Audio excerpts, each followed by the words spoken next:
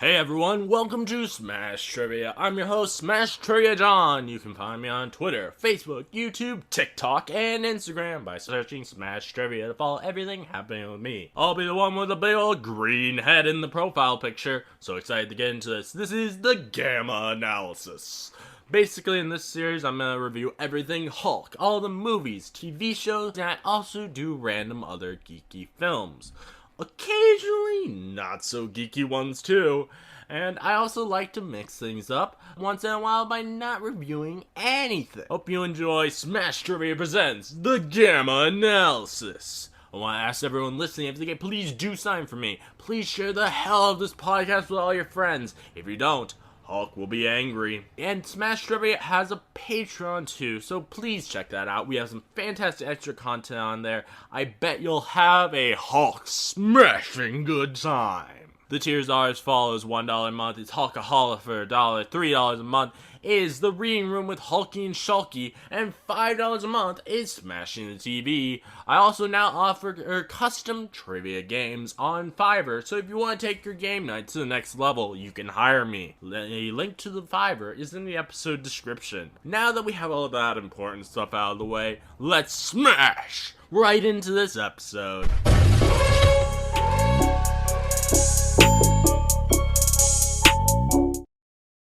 Hey everyone, hello my Gamma friends. Today I'm joined by Keith, Abe, my co-host, and now the one of the hosts of the Abingers Podcast. I want just real quick to say congratulations, man.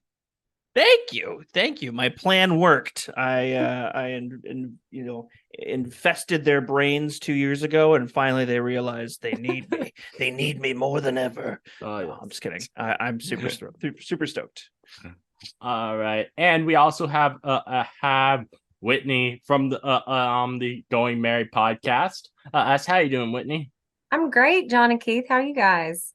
I'm doing good. Two thumbs. Awesome. All right, so we're going to review Midsommar. This is a A24 film that is very wild. I definitely liked the film, but I don't know if I would say enjoyed the film. That's fair. Yeah, enjoy is a strong word. Yeah. Was it the amounts of suicide, or was it the pube pie? That was those are definitely things I did not enjoy. Before we get into the film though, I want to say as always, as for our alcohol for $1, we have Derek Sager, Gabriel Floral, and Film Critter. And due to the Hollywood strikes, I'm trying not to review any struck work from the AMPTP, and I believe this isn't struck due to it coming from A24, and that's why we are happy reviewing this today. All right, so let's get this film. This is a film that I as I said, I liked it, but it's not a film that I would say I particularly enjoyed a lot more. Because it's definitely a film I probably wouldn't do many rewatches on. It's very a lot happens. It's a little extra. And I'm, to be honest, I'm not really someone who watches a lot of deep films that are like films, and I think that you're more trying to get the deepness out of it than like having fun and enjoy it. Yeah, that's fair. I like that that me and Whitney are on this episode, because I think we solely might be the two people talking in the horror movie channel in Discord at most times. We monopolize it big time. I'm a huge horror fan, and I know a lot of people tout this movie as a horror film, and that may be true, but it's such a different type, right? Like there's not a lot of jump scares. There's not like grotesque horror after a certain point, but it's very good at making you feel awful the whole time, even before anything bad happens, right? or Yeah, I it'll make would. you forget something bad happened, and then you just feel so tense and Mhm. anxious the whole time, and it's so psychological in that way. I would say I'd more or consider it a thriller drama than a Yeah. horror.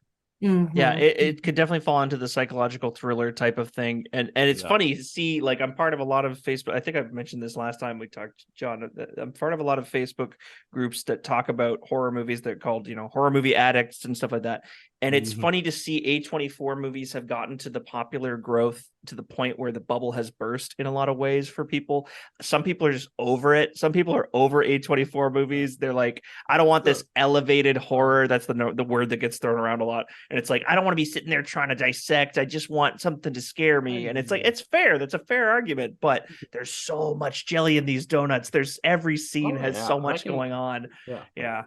Yeah, I think Something I've very got addictive about this movie I for me. think I'm definitely more on the side of being someone who enjoys more of the or of horror films where it is either meant to scare me or I'm just enjoying the bloodshed. Yeah. Mhm. Is what is That's fair. really the kind of I like. I won't mention what the film was, but I remember before I even started my podcast, as when I was doing some reviews on YouTube. There was a film that I reviewed, and I remember Keith he commented on it about how he really enjoyed my reaction to like this. I think it was like a jack-o'-lantern that was made out of someone's head. Oh yeah. And Oh, wow. and I remember Keith it like responding in the comments, being like, he really enjoyed like the kind of demented face I made of how much I enjoyed that. There are definitely merits to both well, there's probably like Oh yeah. 20 different kinds of horror movies out there, but Mhm. there's definitely the merits to the ones that are just fun scares. I do think that this movie has a lot more comedy in it than people are willing to admit because of how many layers there are to it. But this movie was built and created to be rewatchable in the sense that, yeah, you might get through it, and if you can't stand the way the movie makes you feel, you won't rewatch it. But if you do Mhm. rewatch it, there's so many Where's Waldo things to look around the Yeah. screen and look for that either tell you Yeah. what's going to happen next or just a whole new perspective of the characters. Like Danny is incredibly complicated, and I love her for it. One thing, like I was like, while watching today, I was thinking, since they don't, at least on the site that I was watching on, they didn't and show what was being said when people were talking in Swedish, they didn't show that in the closed captioning, and that makes me wonder if someone knew Swedish, would they be like clued into everything just immediately? That's interesting. I wonder, I wonder if that's something you could Google and find out. I'm sure there's somebody Oh out yeah, there probably. who Yeah, has done someone's that. probably translated every Yeah. detail. And For there's sure. you said that there's like a Where's Waldo going on, and I wish that I had more time this week to sit and like watch some explained videos or something Yeah. like that, and because I'm sure the symbolism is insane in this movie because there's so much artwork and there's paintings and they talk about the runes and all this other Swedish historical Mhm. symbolism that is involved in this whole culture that's going on. And I feel like there's so much more than we even realize. And I've seen this movie maybe 3 times at this point. And I guarantee I've seen something new every time Yeah. I've seen it. Oh, yeah. So and even though it does make me feel, I don't want to say bad to watch it, but it does have that. It's not a feel-good film. Oh yeah. No. I still recommend it to people because I'm like, if you really want to see a well done movie, it's this one, right? And this Yeah. one introduced me to Florence Pugh. I remember noticing her for the first time in this movie. Seen her in other things since, fantastic, but like, wow, like going back and watching her now after seeing her in other things and knowing she's amazing, and I'm watching scenes again. Like I was watching some highlights before we podcasted tonight. And I was like, oh my God, like she gives me chills with how great she is in this. Very good. John, have you seen this before?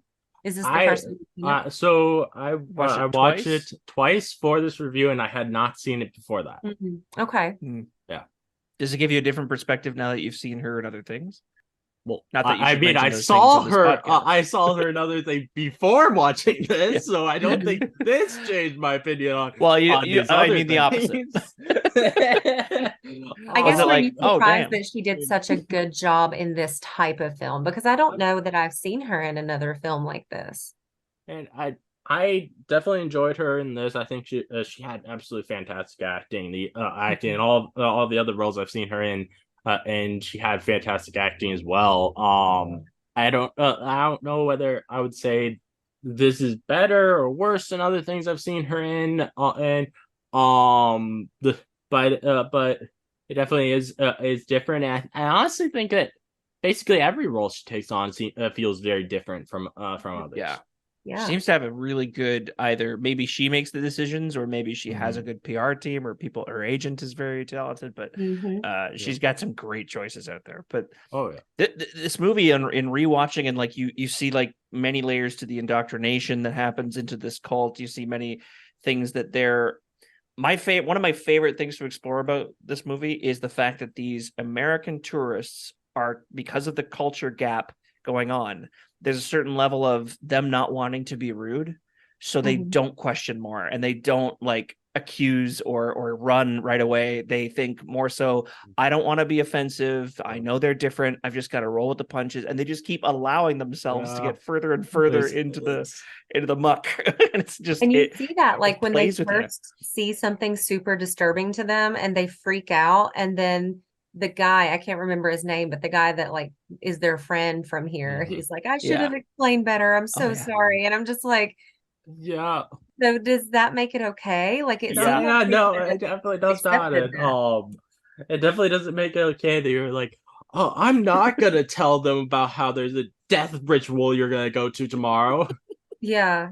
I like that even Josh had known about that ritual, at least somewhat what he'd heard about it, and still wouldn't tell Danny. He just kind of smiles at her. That's such an asshole thing to do, not tell. Like, And like knowing what she just experienced. Like, oh yeah. There are tropes in this movie that are very traditional of horror, in the sense that they make the characters just annoying enough that you aren't as hurt by losing them, and that's important. If you just like I know Rob Zombie is famous for making characters that are way too but he even kills the nice characters in his movies, and it's like there's something lost there that you're like, this hurts more because I don't really want that person to go. There was nothing wrong with them, whereas everybody who gets killed in this movie, they've done something wrong, they've transgressed in some way, and it's like, okay, this is very typical of those guys. But this movie, beyond the cult stuff, rewatching it, I notice more and more what the writer Ari Aster means when he says, I just wanted to make a breakup movie. Because so much is about their toxic relationship between Danny and Christian. I love it. It's so good. So this is the one thing that I was very interested in. We're talking about, which is, so I don't think that Christian is actually horrible. He's not great, but I don't think he's horrible, and I think he's has been manipulated by his toxic friends. Am I crazy in thinking that? I think they have manipulated him to a point, but they're also on the outside of that relationship, right? So they're just seeing like, oh, this annoying girlfriend, she's going through so much shit and she's bringing you down with her, and you need to get out and do these things, and it's been so long. Like, I think one of them is like, she should be calling her therapist. Her sister is suffering greatly from a mental health crisis, and she's very worried for good reason. And he just seems kind of bothered and annoyed and burdened by her. And I understand that after something like this happens, it would be super, super top tier asshole of him to break up with her then. And that has got to be a difficult thing for him to do. But honestly, like, at some point, you need to decide what's best for you and what's best for the other person. And he's very obviously not the best thing for her, even though it may seem like she needs someone right then. I think he's an asshole. I think he's terrible, and I'm just gonna say it. And even treats her like an asshole on the trip. They're not really nice to her at all, and it's not like she did anything to intentionally bother them or make it harder on them. It seems like she's trying very hard to do something important to him, going through the worst trauma imaginable, losing her whole family. And I can't even imagine what that would be like. And I'm just going to say it, and this may be considered awful by people listening, but I'm part of that faction at the end where I was like, yeah, you go, girl. Go, Danny. Good for, and there's a meme of the picture of her with her flowers at the end and doing that crazy smile, and it says, good for her. Right. See, I don't think I see what you're saying, John, about you don't feel like he's the worst, and they don't make him the obviously bad boyfriend right away. They make his badness or his bad acts are from a place of manipulation and from a place of Danny needs to be there for him, and that's her drive. She's trying to be there for him all the time. His drive is to seem like a good boyfriend, and he's constantly worried about the veneer, about the appearance of being a good boyfriend, and saying things like, oh, I'll wait to take the shrooms with you so that you and I can take them together. What he's really doing is saying that publicly in front of them, making him look good by wanting to be a supportive boyfriend, but then also manipulating her to feel the pressure of the group. And then they all take them when she's not ready to take them and all that. Like he does that repeatedly throughout the thing.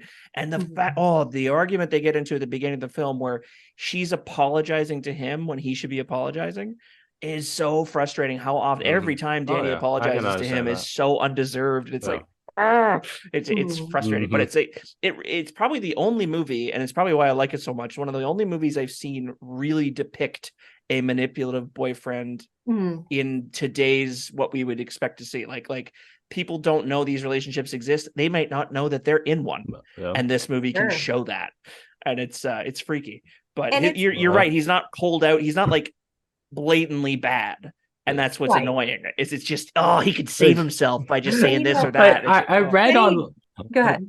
I read online right after watching the film for the first time. Somebody was saying that he is this sociopath that's incapable of human feeling. I'm like, wait, what? I did not get that. I like the guy that's a little fears the idea of breaking up with her because he's scared of maybe regretting it.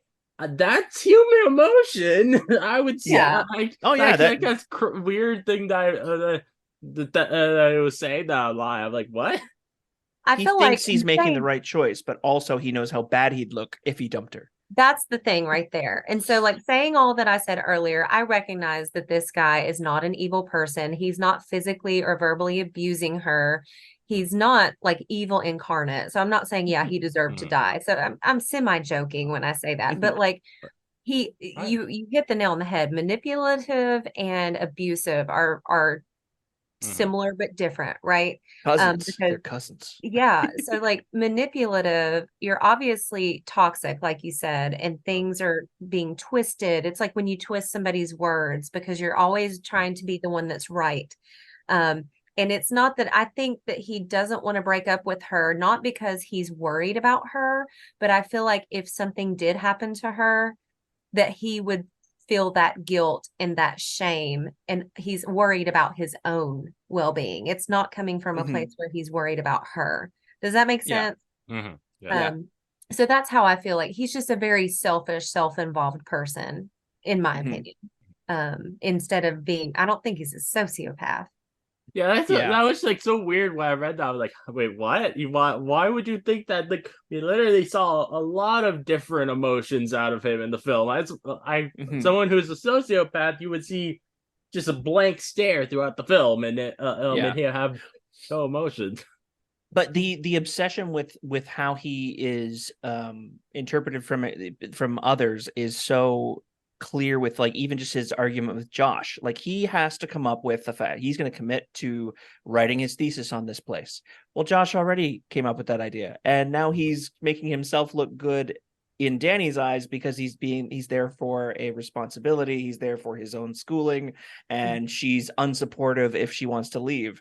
But he's purely doing it for that veneer, that appearance of giving a shit, and he doesn't really give a shit, and you can tell he doesn't really. But when he's like leaving the I don't want to say the R word, the sex chamber that happens at the end, where he's running away from that, and he's terrified, and he's on drugs, messed up, naked and afraid and running away. That's a real fear. He's not a sociopath. He's fearing for his life. He's terrified. He's confused.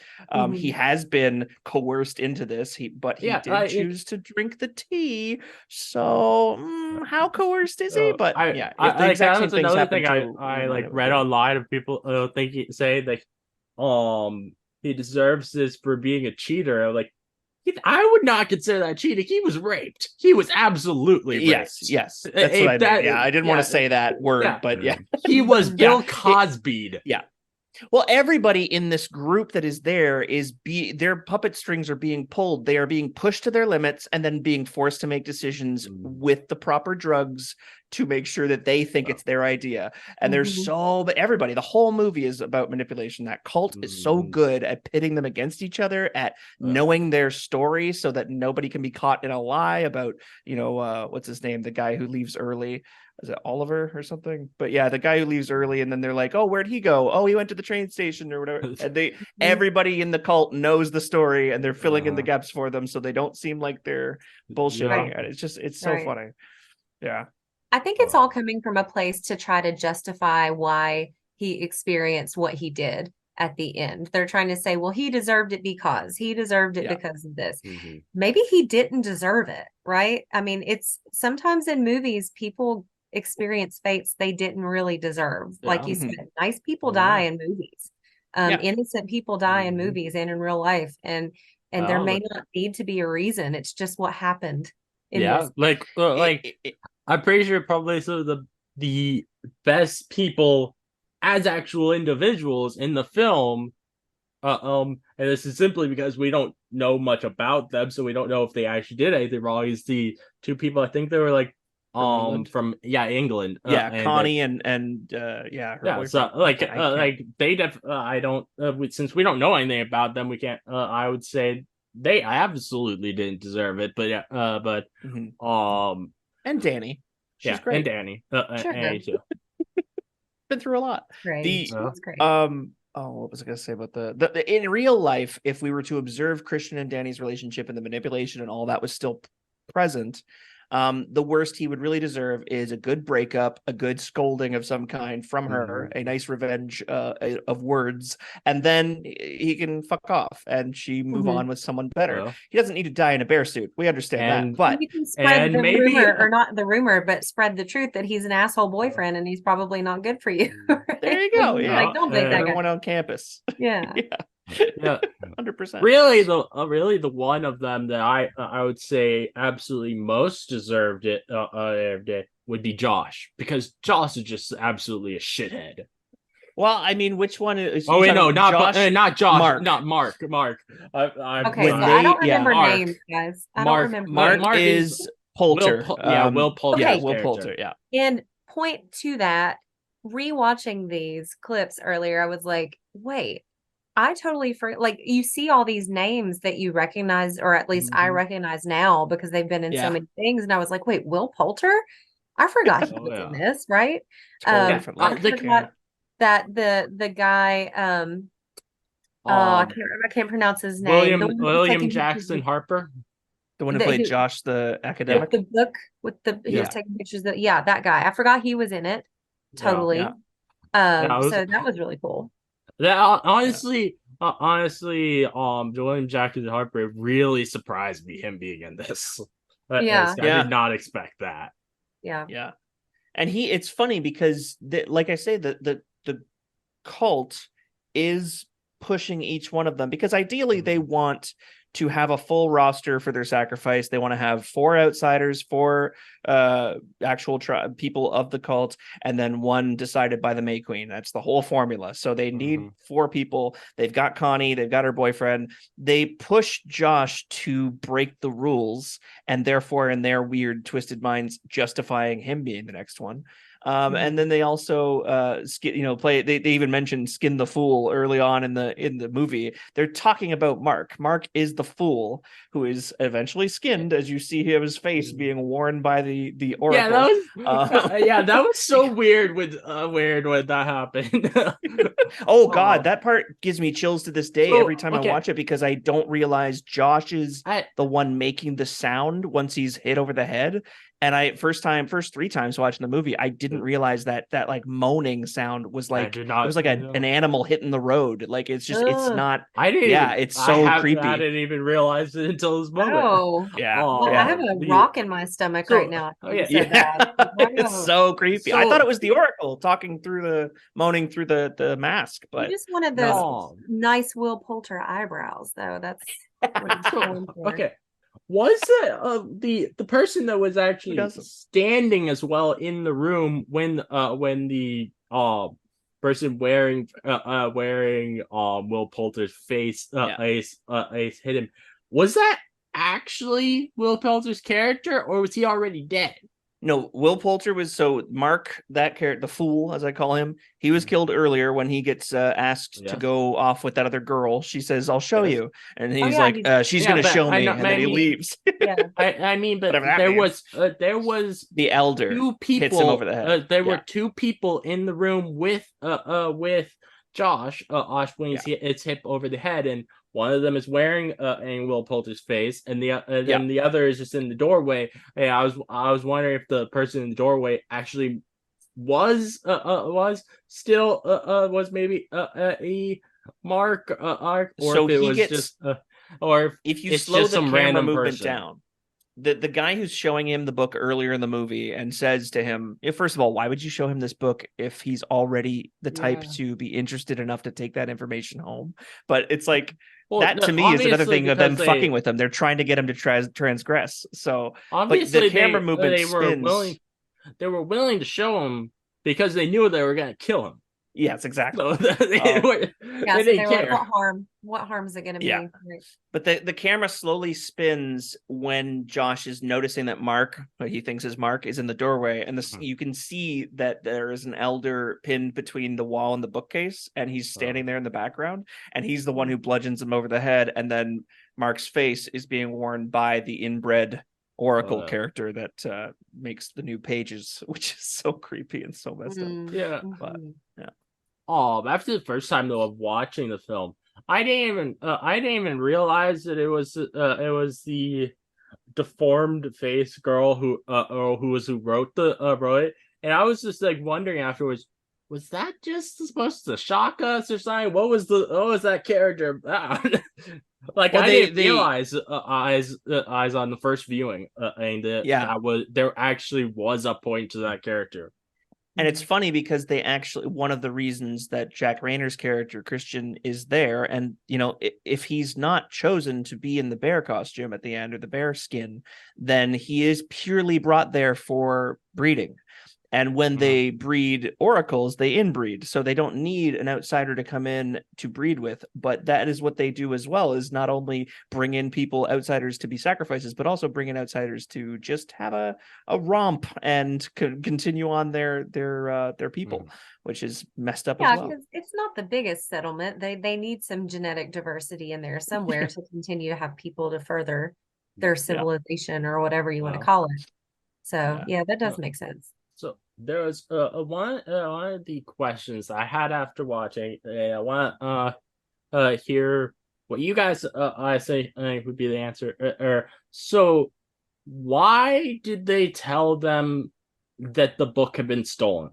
Because it was that because I was wondering, I'm like, the book definitely wasn't stolen, and when when I first watched when I first watched it, that made me very very confused, because I was making me think that it might not have been this cult that was trying to kill them, and and instead there was like actually like someone who broke into the cult and was both killing people and stealing stealing artifacts. Yeah. Obviously by the end of that first viewing, I realized that was not the case, but that was like something that maybe it really like diverted my idea of what was going on that first time. I think you see the best example of the cult turning them against each other and causing disruption in their relationships so that they don't band together and create a fist. You know, they want to make them really weak and manipulable. So the Pele, the character that brings them there, he is constantly turning them against each other, whether he's saying, oh, I promised Josh already, or I promised Christian already that he could write about the civilization, or Danny, if my family died in a fire, and like he's making all of them as on edge as they could possibly be, so they don't see shit coming. The more I've watched it, the more I've noticed it, and it's so surgical, and I'm like, damn, this is good writing. But it's just the book was not stolen, but your Christian's reaction to hearing that the book was stolen and just completely disavowing his friendship with Josh in that moment, and Danny looks at him like he's your friend, and he's just like, oh, I just want you to know that he doesn't represent us, he doesn't speak for me. And it's just like, wow, Christian, you absolute dickhead. But it's like confirming her suspicions that this guy is just totally very selfish and very self-serving, right? That he would do that so quickly. And you know, if he was such good friends with this guy and doesn't think that he would do such a thing, you know, why not be supportive and say, look, there's got to be an explanation here. I really don't think that he's done it, but I'm going to help you figure it out because you've let us come in and do this. But he doesn't do that. He just immediately is like, well, yeah, he's an asshole, we're not with him anymore. Which is really shitty. I am so fascinated by cults, and I listen to a lot of podcasts and watch a lot of documentaries and things. I'm a big true crime person, and not because I glorify these people at all, because I know that that's become part of the culture that people do not like about true crime, and I completely understand that. But I'm just so fascinated. Like, I did a lot of criminal justice forensic studies in college, and it's just so interesting to see how minds work and to see their processes. And most cults have a very formulaic way of doing things, right? And one of the ways to get people into their system is to separate them from their family and friends, right? And this is on a smaller scale, but even within this cult, they're separating them from each other in emotional ways and behavioral ways. And so you see that, and it reminds me so much. I don't know how familiar you guys are with like the Jim Jones situation. Not so much. It was a religious cult, and he was the figurehead. You know, he was Jonestown, right? Jonestown, yeah. And they started out with like really great views for the time. I can't remember if it was the 70s or 80s, but they were one of the first churches to be integrated. They accepted Black people and white people, which was very unheard of at the time. And it started out really great. And then, of course, they started this, well, they're against us and they're going to break us up and they think we're wrong and we need to band together, which is what you start to see in a cult, right? But then with the whole like, oh, well, we took him to the train and he's fine. And we know he's not fine, right? But that kind of happened in real life where government officials would go visit and they were like, well, yeah, we'll take you back out to the airport and these people want to leave and we're going to let them leave. And then they took them out and killed them. And so like, it's just very similar to me. And I like that I don't know if they intentionally drew that from the real life situation, but it was very interesting to me to see how that would work. 100%. And I imagine that's too you see that that huge like Danny's panic attack at the end after she's seen what Christian's doing in that barn, and she goes domicile the dorm and has this panic attack that all the women follow her in and crouch down with her and do exactly the same thing and mirror it. If you were in a state of if you were in a state of mind so lonely from what she's experienced, Yeah, like God. crazy empathy. And if like what more than what causes a panic attack more than the idea that no one knows what you're going through? And then it's like you're getting exactly mirrored reactions from this group of people. It would freak you out at first, sure, but if you push Danny to where she's at in the movie and then rip away her closest confidant, her closest support system, all of her friends are gone, all of her friends are missing anyways. So just loneliness and separation, and then empathy to that level is so freaky indoctrination. It's so fascinating to me. She has not had that until that point, since she lost her family. Her boyfriend didn't give her that. She had no friends to give her that. This group did not give her that. And you can see the kind of, in the middle of her screams, you can see the bewilderment and the shock of what they're doing and making the noises and holding her face, which is so terrifying. Like I was like holding my breath and found myself like matching her breaths. Almost to a dangerous point.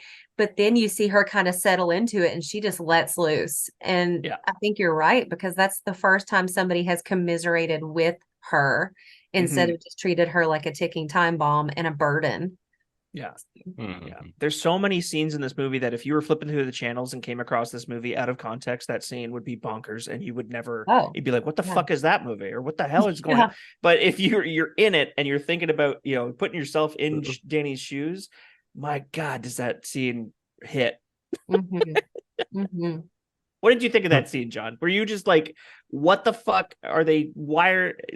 Did you feel that they were empathizing with her to kind of win her over in this last stand? Or I just saw it as this cult. They all just do that with anybody in the within the cult. Well, they'll just all randomly just talk together in unison or whatever. Or like when they all scream at the head crushing scene, at the beginning with that elder guy who breaks his leg. They all scream in agony with him until he's put out of his misery, and it's like this is what they do. There was a moment during that scene that was actually really funny. So while the two from England are just freaking out, there's this woman who's standing next to them, and she's just like what's going on? Are you as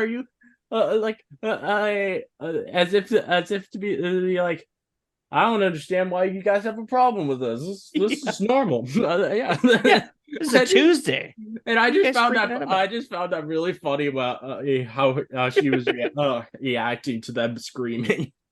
There are some great moments of levity and comedy in this movie that are so not overly played for laughs, which make me happy, because this movie could easily go over into like a too silly in some moments, but it has to be taken seriously so you stay in it. And the moment in the rape scene, let's say it, where a woman out of nowhere is this close to Christian's face singing suddenly, and he's just like his wide-eyed expression, and he's like startled by her, and then another woman from behind is pushing his butt and like helping, and it's like, what am I watching? But it's his reaction is so subtle but so perfect. Oh yeah. I also really enjoyed the first time when Danny was on drugs, there was one of the things she saw was I think it was kind of like a breaking the fourth wall thing where it's these people watching something on TV. I'm guessing it's supposed to be the film, and then they look at the camera. Was that her family? I don't know if that was her family or not. Is it when she was on mushrooms when they first got them? They look over at her on the couch, like as if they're sitting on the couch next to her. They look directly at the camera. I enjoyed that moment. Yeah. The fact that her family keeps right. Yeah. Her sister in general, her sister's face popping up at times that it shouldn't is so. It's definitely some jump scare moments for sure. Yeah. And talking about hard to watch was that whole scenario at the beginning with the family. That was just because like I'm I guess lucky enough, I don't know if that's even the right word, that might be distasteful, but I mean, not to have experienced something like that, thankfully, but like so many people have, And like, that's Yeah. got to be just one of the worst things to go through, to find your family or a family Yeah. member or friend or anyone like that. And like if you When- really sit down and yeah. think about it, it gets to be too much on Yeah. your mind. Definitely. Yeah, for sure. And that scene where she is crushing it, wailing like I've never heard anybody cry in Mhm. my life, Oh, was so cathartic and strangely like I was as soon as I saw that scene, I knew that I was in for something special with this movie. But also just her performance, just all the way through, I was like, Florence Pugh fantastic. is Yeah. amazing. Yeah. And that's got to take a lot out of you as an actor. yeah. I'm sure that was a rough Oh. day or a few days with that much emotion, because even though you're pretending, quote unquote, God, you got to feel a little bit of that at least, and to just do that over and over, and the heaving sobs and the hyperventilating and the tears, and it's a lot. Oh yeah. It makes you long for scenes like Will Poulter saying, "Everybody lie down. Are you lying down? I'm taking the shrooms. I need everybody do this. It feels so good." What a tool. Somebody should tell those girls they're walking wrong or whatever, and they're walking backwards picking flowers. He's just the worst. He is. It was when they're in the car together. Danny asked, "How long is it gonna be?" And this was right after our Mark Will Poulter's character. I was like, "How are the women here so much hotter?" And I was like, "Oh yeah, 4 hours with a sexist, misogynist douchebag in the car probably it would suck." Yeah. Being in a car for any more than 10 minutes with Will Poulter's character would be rough. Oh god. No thanks. Yeah. Wow. Will Poulter in real life, though. Great times. I'll take it. Great times. Oh. So there's a theory that I had for watching it, and there's other people online who have had this theory. Apparently, the director actually said that no, this is not true. But to be honest, I don't think since this film doesn't have a sequel, and I don't think it ever will have a sequel. I don't think that it really. I think this is something that can just be headcanon, and it doesn't matter than what the director says, since he's definitely not planning anything more out of this world. And that is, I think Pele may have caused the death of Danny's parents, aunts and sister, to get her to go with them. Whoa, that'd be fucked. That would be fucked. Because did they know each other well before? Or were they just kind of... He was part of the friend group, so I would guess they knew each other somewhat. It would be interesting because he does seem to have this fascination with her to a degree of like he wants to make her his wife one day, and he's being creepy. He's being and like, he had the husbandly. plan, like he's going to be the one, right? To be the May Queen. Yeah, definitely. I feel like there's something that in there, like and also he definitely did have somewhat of a crush on her and well, and he kisses her after she becomes the May Queen, white for a long time. Though to be honest, like if you want someone to like you, don't bringing up that your parents died after her parents just died. That's not a good way to make someone like you. It's true. It's very true. He was going about that all the wrong way. Like when bad things happen, and like I said, I still have my parents and most of my close family, but like, with things like when I've had like a pet pass away or something, and that's really hard on me because I love my animals very, very much. And when one passes away and then you get to a point where you can live your life pretty normally again, and your grieving has kind of not stopped, but you're becoming normal again. Yeah. And then somebody says something and it hits you like a ton of bricks, and you could see that hit her because she was looking at pictures and she was like, "Oh, that's beautiful." And he's like, "I lost my parents." And then you can see her just like it hit her hard. And then she had to go have a sobbing fest in the bathroom or wherever it was she was at. Yeah, I mean, and that's grief, right? I mean, it hits you out of nowhere, and it could be years that it's happened or months or whatever, and it can still hit you so hard. And that was just such a realistic scene, and it was so quick. But when you really think about it, I feel like most of us have probably experienced something like that. Oh yeah. Yeah. And the importance of grieving. That's what the message of this movie really is take time to grieve, because she rushes off to one thing to the next thing, and it maybe isn't in her control for the most part because she's so impressionable at the beginning. To try to please other people. Yeah, she's trying to please everybody. Yeah. Danny's a saint. Yeah. Good for her. Good for her at the end. Yes, good for her. One of my favorite things in this movie that has sorry, a big tangent here, but the people from the cult that are the sacrifices, that are the live sacrifices. It's, I think, I can't remember the ones. Ulf is the guy who's really upset about the tree that gets peed on. That guy's pissed. And then Pele's brother guy, I can't remember. The guy who brought the people from England. Yeah. The fact that they give them something right before they set the place ablaze, that's supposed to help with the pain. They're like, oh yeah, you won't feel anything if you take this first. And then it's just bullshit. Yeah, that's very much a cult thing to do. Here, you'll be fine, you won't feel a thing. And then it's like, oh no, we're just kidding, actually. It doesn't matter. You can't get out of here anyways, so maybe there's less fight in them that way. They're more willing to go. I don't know. I can't remember who it was that was strung up with the lungs out of Connie's boyfriend. I keep wanting to say Oliver, but I can't remember his name. Simon, I believe it. I think it was Simon. Yes. So I don't know how much you guys know about Viking culture, but here's a little nugget. That's called the Blood Eagle. And so it's a very well known for people who study Viking culture. It was supposedly a very well known execution / torture method. Of course, they couldn't survive that, but it's in a lot of the histories and the stories, but a lot of scholars do not think it was ever actually used very often. It's just more of one of those like tall tale kind of things, because it is pretty extreme that they cut your back open and spread your rib cage and pull your lungs out like an eagle's wing. But I love that they put that in there, because we're of course in Swedish culture and Viking territory, and I don't know, the history nerd in me was like, ooh, they did the thing.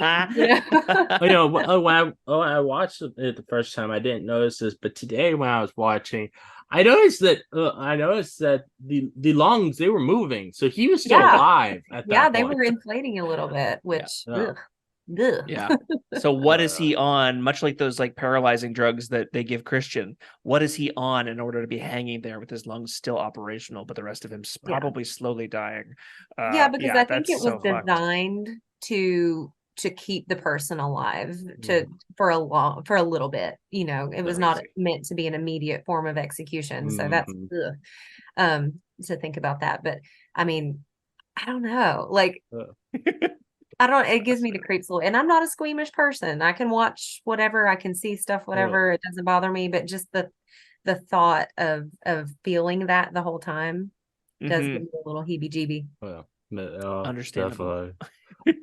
But one thing I really liked, I didn't like the scene.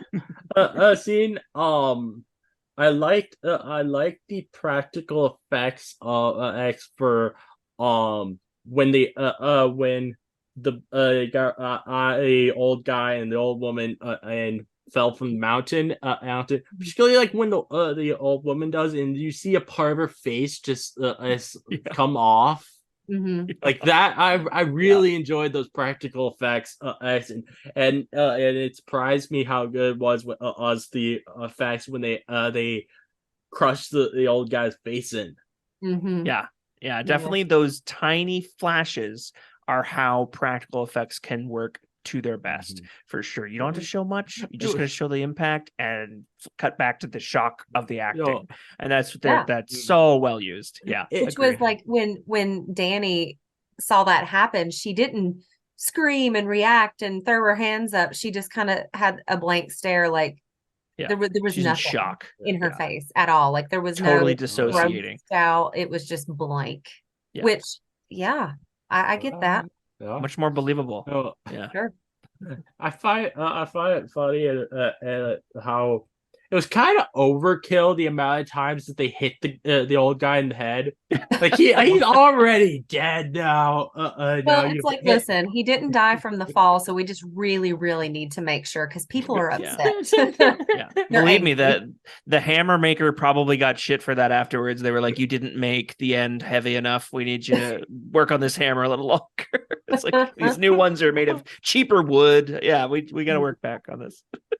Oh man. They just did such a good job of making you feel what they were feeling, knowing that you're probably not going to ever be in a situation like this, right? Yeah. Because I would hope not.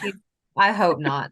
When she's dancing in, I don't know what they call it, but like the May dance where they're going around the pole and they're going in circles and she's having a great time, right? Like she's enjoying herself for like the first time genuinely. And she learns how to speak Swedish apparently very quickly.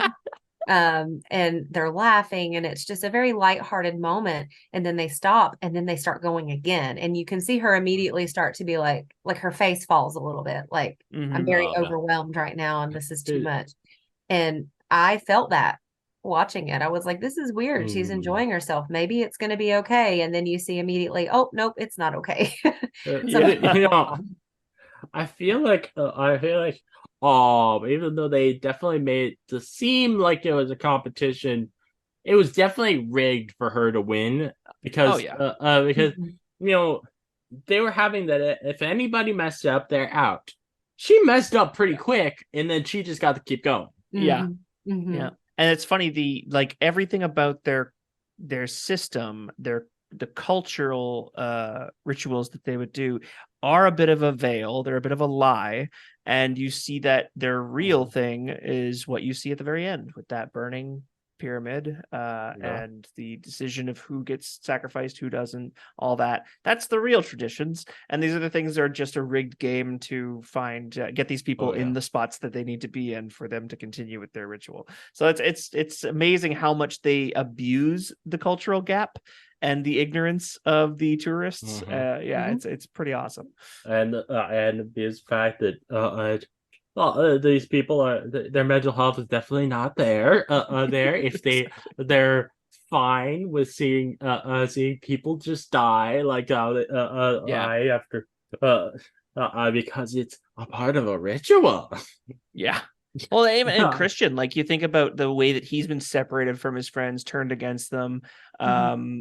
She is slowly becoming. He's witnessing her the whole damn day be taken in under the wing of the supportive, massive family who just seem to dote on her and love her, and he's now alone. And then he's extended this olive branch of this young woman wants you, and you could be doing this great. We'll all respect you if you do this. And then he's explained that this tea is going to make you more okay with doing this, and he decides to take the tea. So clearly they're manipulating him, just the master manipulator that he is, just as much as they're manipulating everyone else. So I do extend a bit more forgiveness, but I still think he's an asshole.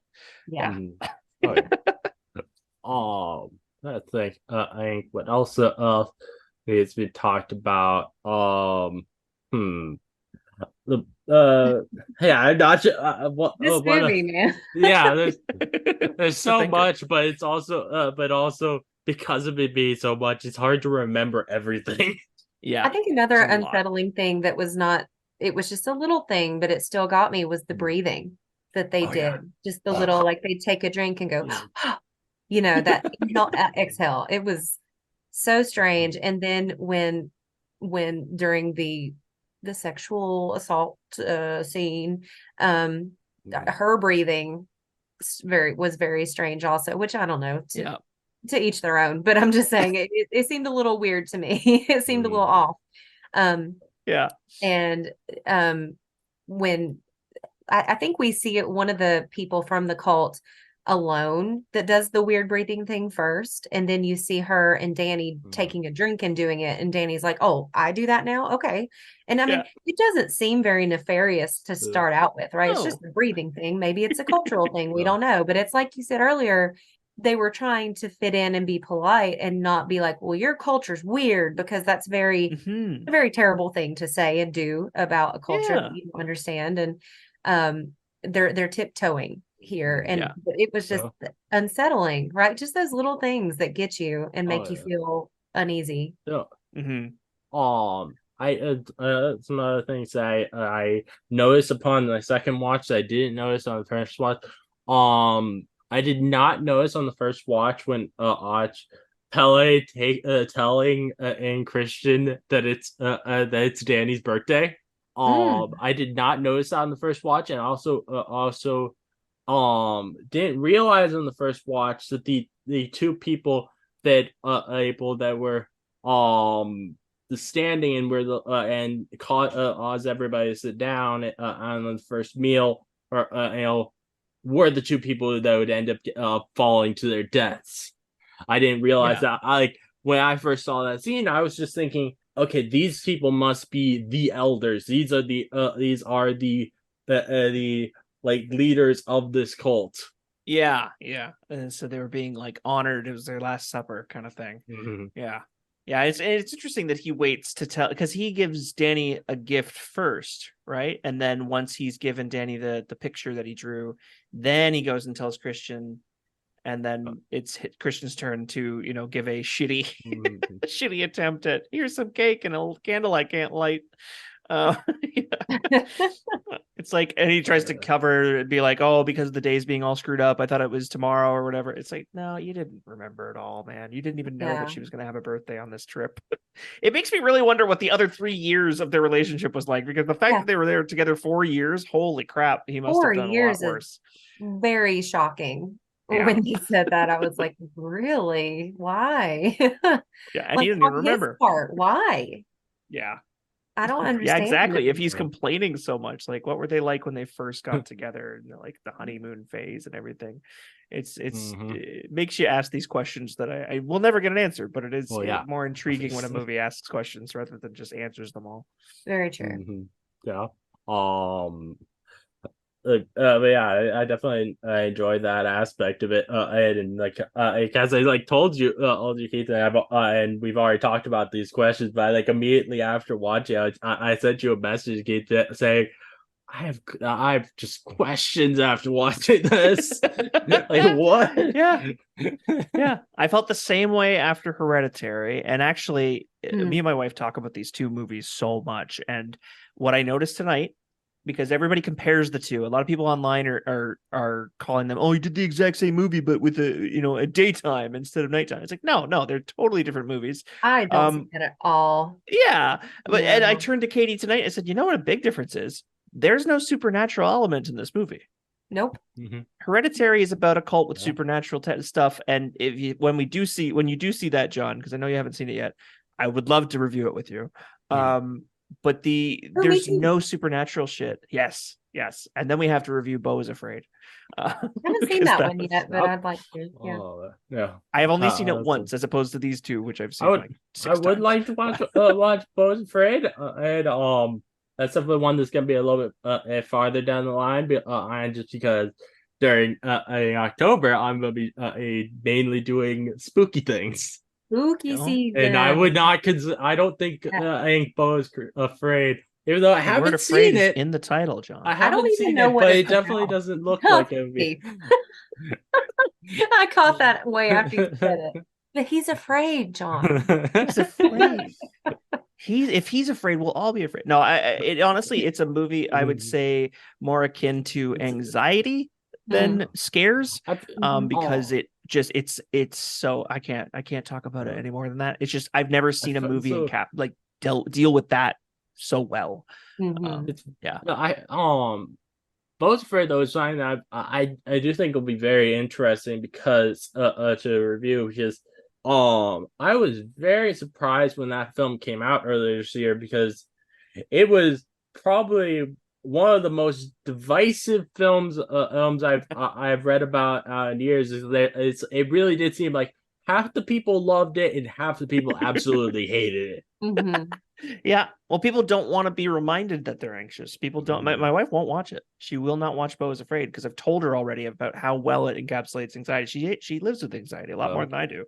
So she was like, nope, I don't want to be reminded of that at all. I don't want to think about that. I was like, I get it. I can kind of understand that because like I don't really have a lot of, I mean, I have anxiety about very specific things like money and if my house is clean or whatever, because when you come home and you want to not have to do a bunch of things and then you have to, and it's frustrating, but like I don't have any like social existential, kind of stuff going on. But for somebody who does, that might be a bad time. Oh yeah. But good for her for recognizing that and being like, nope, that's not good for me. Thank you. Yeah, it's very true. And I have to, because it's it was so disappointing to me because we watched the first two of Ari Aster's movies and we dissect them together and we talk about them all the time. So it's like, crap, I have to like let this tradition go because of the, and it's like, it's what's best. It's what's best. So I'm working through that. But that shit, what got me on that point?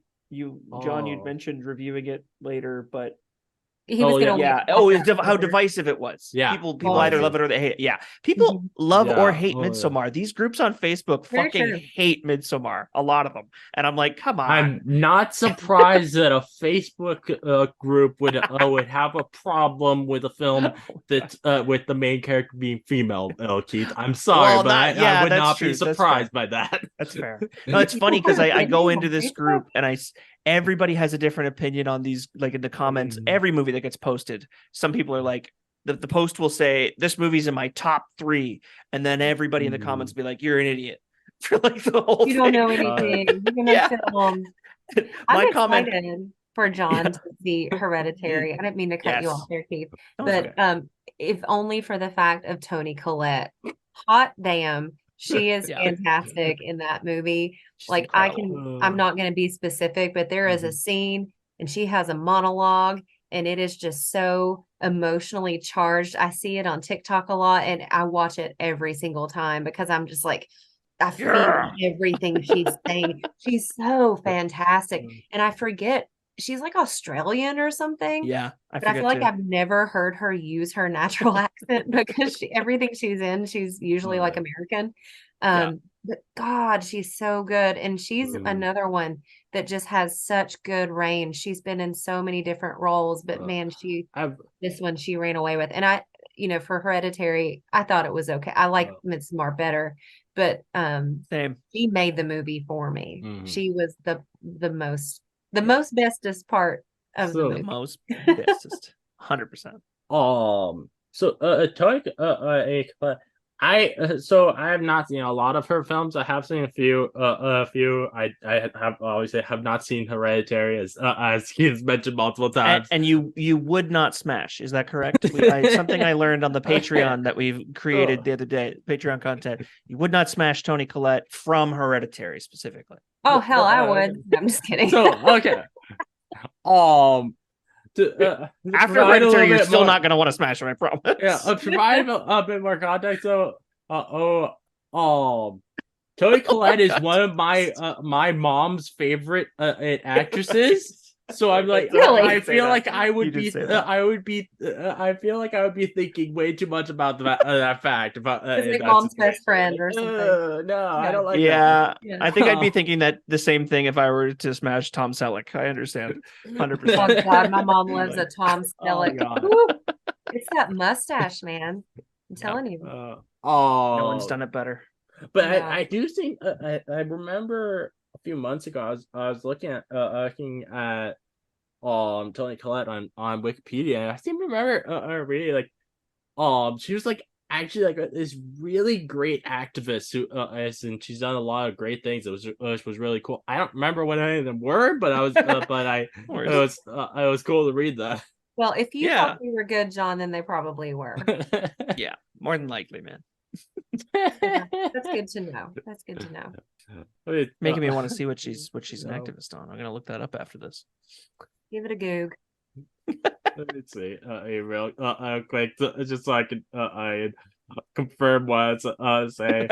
All right. So, she supports it's Doctors Without Borders, Amnesty International, Feeding America. She's expressed support for PETA, and she apparently asked the Prime Minister of Australia to ban the practice of molesting and the live export of sheep. And she's also done stuff for breast cancer awareness. Wow. Stuff for the Children's Hospital in Westmead. She's a global ambassador for Concern Worldwide. I don't know what that is, and she also attended the 25th annual Elton John AIDS Foundation Academy Award party. Damn. Yeah. And she still had time to go through what she goes through in Hereditary. Wow. Yeah, and no also wonder she was so stressed. and also Super mom. Finally though, I would say this is happily most people in Hollywood now she supports the Me Too movement. Nice. Yeah. Nice. I think it's so funny though, like those are all great things, but when you really think about all those causes, those are just like things that good people usually support. And isn't it terrible that we're like, yes, that's great. That should be normal. Like to me, like those are all very normal things you should care about. Yeah. But damn, we're just so used to all the shit that it's like, oh, look at all the things she cares about. And it's like, yeah, she should. Okay. Yeah. Me too. I just don't have the money to obviously all the time. She runs so that we can walk one day. Yeah, she does. God, I'm just imagining her character from Hereditary running at me, and I got a little chill. Is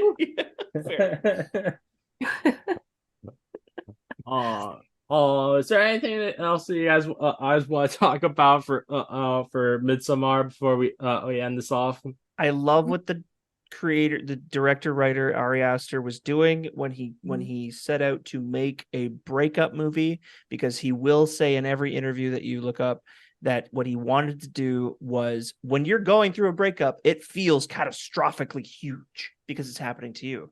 He wanted to make a movie that made everybody in the seats feel that same catastrophic level of anguish. So I just love that. That's the whole world at that moment, right? I mean, you're experiencing it all. Oh, definitely. Yeah, makes sense. I want to shout out someone from the Abingers podcast, not Keith this time, but Emmy. Emmy, listen, I'm gonna get you to watch this movie. You don't believe it? I feel like she is overthinking it because she's heard such terrible things about how terrifying it is. I think you'll like it. I think you'll like it. I think she would. I think she'd love the breakup elements of it, the relationship dissecting for sure. Because it is a true fuck the patriarchy movie. Oh, right. And that's right up her alley.